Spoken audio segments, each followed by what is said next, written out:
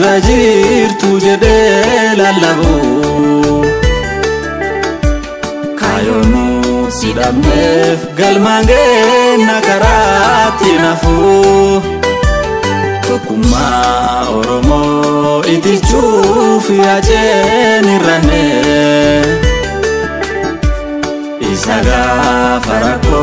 sodadab sabaram bakane senake kanguya barkume dinake sardite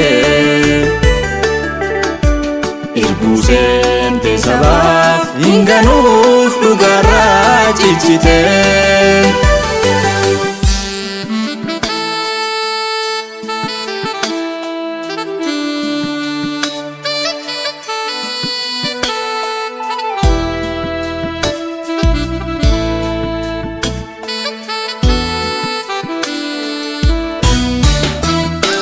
Cinine sabafi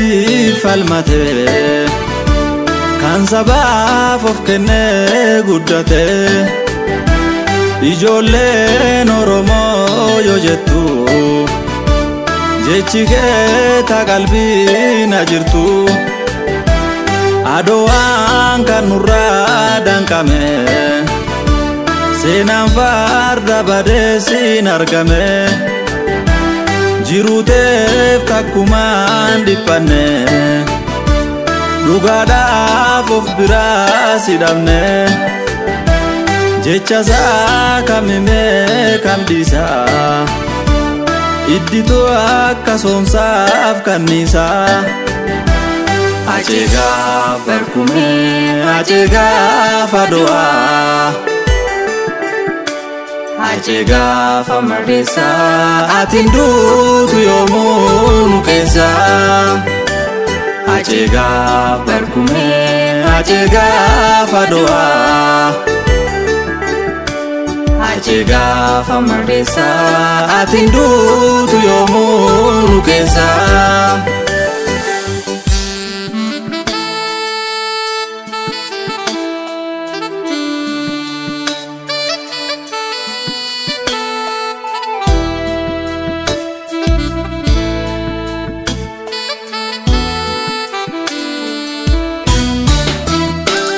Ardalleen borulleen ni jirta qalbii keessa hundaat biqilta kaayoon kee hunda keessa jira hingoguu achuma biqila galaanarra taree biqila kumaatamni haceen ni jira karangara labbarra mara gonni seena dhalee dabara duutiin ooltu hunduu ni tara gonni seena dhalee dabara acheegaaf barkumee acheegaaf ado'aa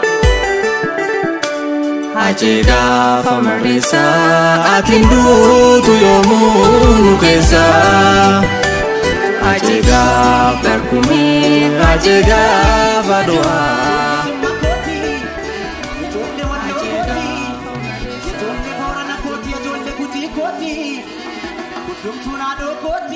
Kudum tunado